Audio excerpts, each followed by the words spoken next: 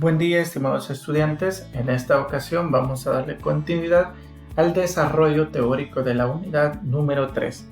Actualmente estamos abordando la configuración interna y externa del cerebro y el día de ahora vamos a abordar algunas de las perspectivas sobre las neurociencias, especialmente sobre la neurociencia cognitiva. Es importante mencionar que este será uno de los temas que vamos a incluir dentro de nuestra última evaluación o dentro de nuestro último examen parcial, para que podamos ir recordando materia Psicofisiología 1, ciclo 1, 2020. El tema como tal que vamos a abordar en esta ocasión nos hace mención al estado actual y perspectivas en las neurociencias cognitivas. Es importante mencionar que las neurociencias como tal es un campo de conocimiento científico que ha presentado grandes avances dentro de las últimas 5 décadas principalmente. Podemos ver un repunte dentro de los conocimientos o los aportes de esta ciencia a partir del año de 1900, aproximadamente de 1900 a 1940, donde también tiene una gran vinculación con el campo de la psicometría y la vinculación que estos dos conocimientos pueden brindar a la comprensión, al análisis, al estudio y sobre todo a la explicación de las enfermedades cerebrales o de las enfermedades cognitivas en los pacientes. Así que vamos a tratar de abordar algunos conceptos básicos que nos permitan comprender de mejor manera esta temática. Vamos a mencionar en primer lugar que las neurociencias, es decir, este concepto tiene una adecuación actual que corresponde a la necesidad de integrar las contribuciones de las diversas áreas de la investigación científica y de las ciencias clínicas para la comprensión del funcionamiento del sistema nervioso. Es decir, vamos a encontrar que las neurociencias es un conjunto de disciplinas o un conjunto de ramas de la ciencia que permite comprender, que permite describir y que permite explicar las funciones o la integración que tiene el sistema nervioso y cómo la integración de este sistema nervioso da origen a las conductas, a las reacciones y al comportamiento de los seres humanos. Y aparte de eso también intenta explicar o nos va a permitir comprender cómo varía o cómo influyen los aspectos sociales o psicosociales en la composición del sistema nervioso central también de las personas o de los pacientes.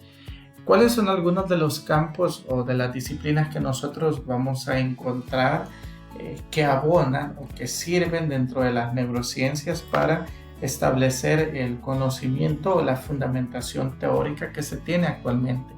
Vamos a ver que evidentemente la neurociencia retoma conocimientos de la medicina, de la psiquiatría, de la fisiología, de la neurología, de la ética, la moral y la lingüística. Por una parte podríamos ver los aportes que se da o que brinda la fisiología a las neurociencias. Podemos ver que la fisiología principalmente va centrando su estudio en la descripción, en el entendimiento, en la comprensión de las estructuras del sistema nervioso central o del sistema nervioso y cómo estas estructuras permiten la realización de ciertas funciones. Aparte de todo eso, nosotros también debemos comprender que la conducta de las personas está en gran medida vinculada con la producción o la inhibición de neurotransmisores. En ese sentido podemos ver que dentro de este conocimiento se utilizan mucho dentro del campo de la psiquiatría, por ejemplo, para el establecimiento o la comprensión de algunos trastornos mentales. Actualmente podemos entender que, por ejemplo, la depresión en pacientes psiquiátricos es un reflejo o es un resultado o se ha identificado en estos pacientes una disminución dentro de la producción de la dopamina. La dopamina, recordemos, como uno de esos neurotransmisores que permite esa sensación de bienestar y esa sensación de alegría o de euforia. Entonces, todos estos campos tienen una íntima vinculación.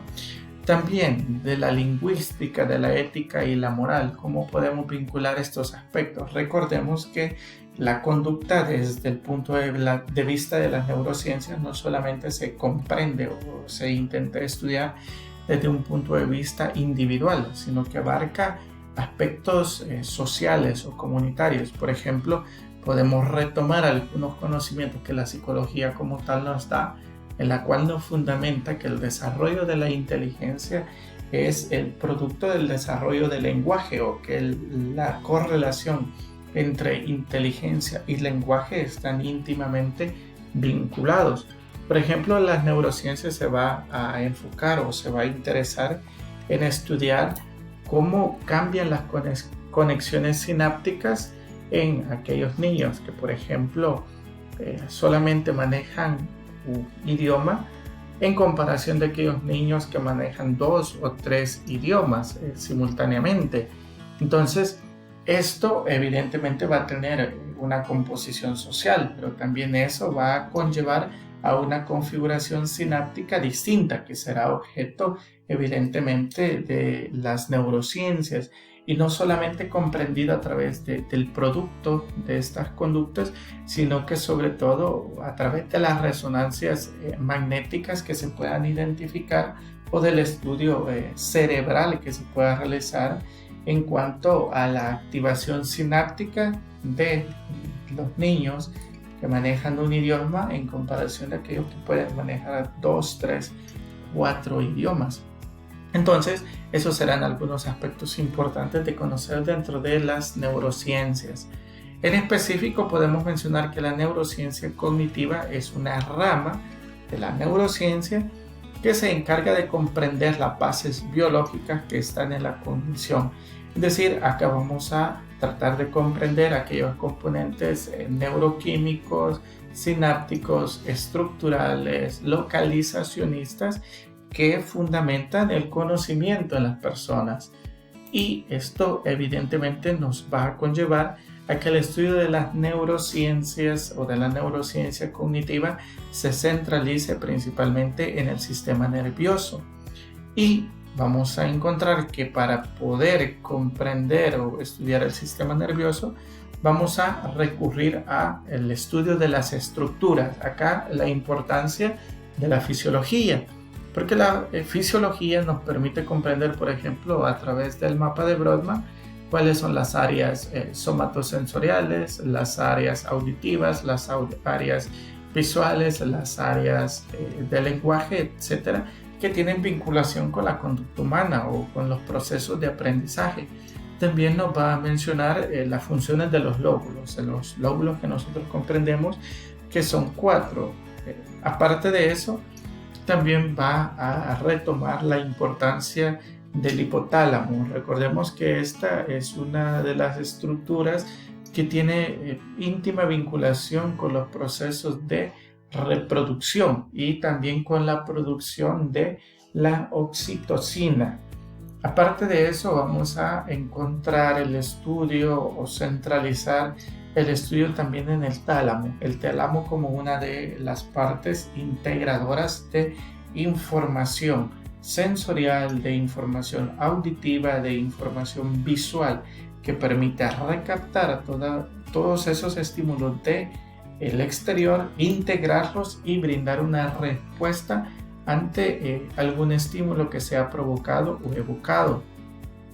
Aparte de eso, vamos a encontrar que la comprensión y el estudio de estas estructuras nos va a permitir fundamentar o conocer de mejor manera aquellas funciones que ya están haciendo referencia a las cogniciones, a la memoria, a la motivación y a la emoción. Aparte de ello, y comprendiendo sus estructuras y sus funciones con una base científica, empírica y también comprobable, vamos a mencionar que las neurociencias cognitivas nos van a permitir el estudio y la evaluación de patologías. entre algunas de las que podríamos mencionar, por ejemplo, el Alzheimer y la esquizofrenia. De hecho, algunos de los estudios con un enfoque biologicista sobre la esquizofrenia nos va a mencionar o nos va a identificar serias alteraciones neuronales en la estructura del tálamo. Recordemos que mencionamos que el tálamo es una estructura que integra la información sensorial auditiva.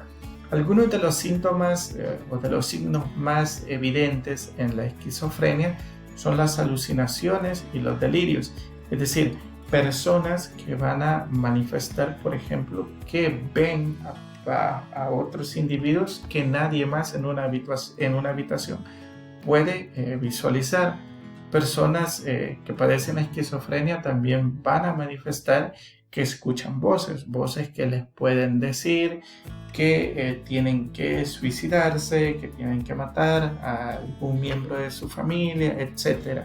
Entonces, se considera desde una base biológica que el tálamo tiene una gran vinculación o sufre alteraciones o pérdidas neuronales y que como consecuencia va a producir estas sintomatologías en la esquizofrenia. Por lo tanto, la comprensión y el estudio de estas patologías nos puede brindar algunos tratamientos o algunos medicamentos o algunos psicofármacos que permitan disminuir la presencia de algunos de estos síntomas.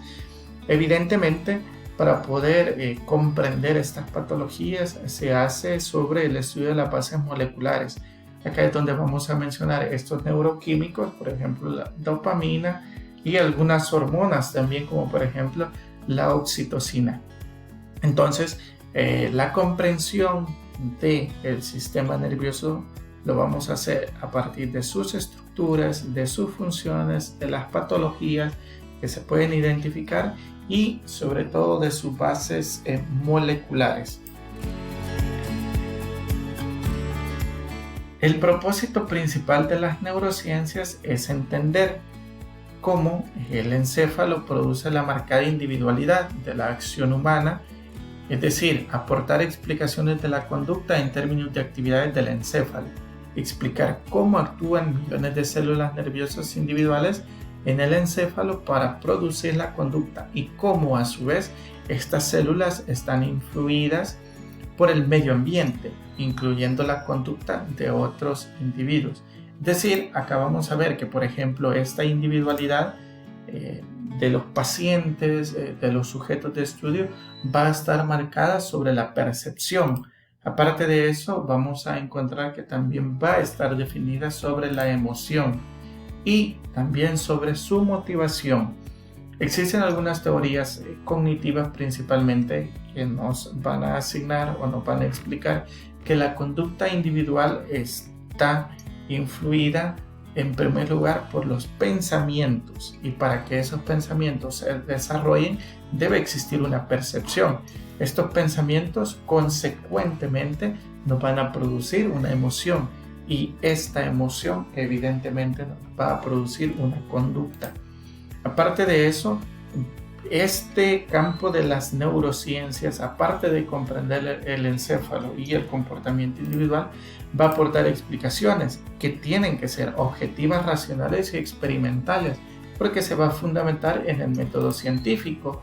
Aparte de eso, nos va a permitir dentro de esta explicación una evaluación neuropsicológica, es decir, nos permite determinar cuáles son las áreas cognitivas más afectadas en algunos pacientes. Por si no fuera poco, vamos a mencionar que estas explicaciones se centran en el encéfalo, es decir, en su estructura y localizaciones, la composición de los neurotransmisores y hormonas, así como de las células nerviosas, es decir, de las neuronas y las glías, que actualmente se comprende que existen al menos 86 billones que interactúan para que la persona establezca su conducta que estará regida por reflejos, reacciones que deben ser observables y por lo tanto medibles.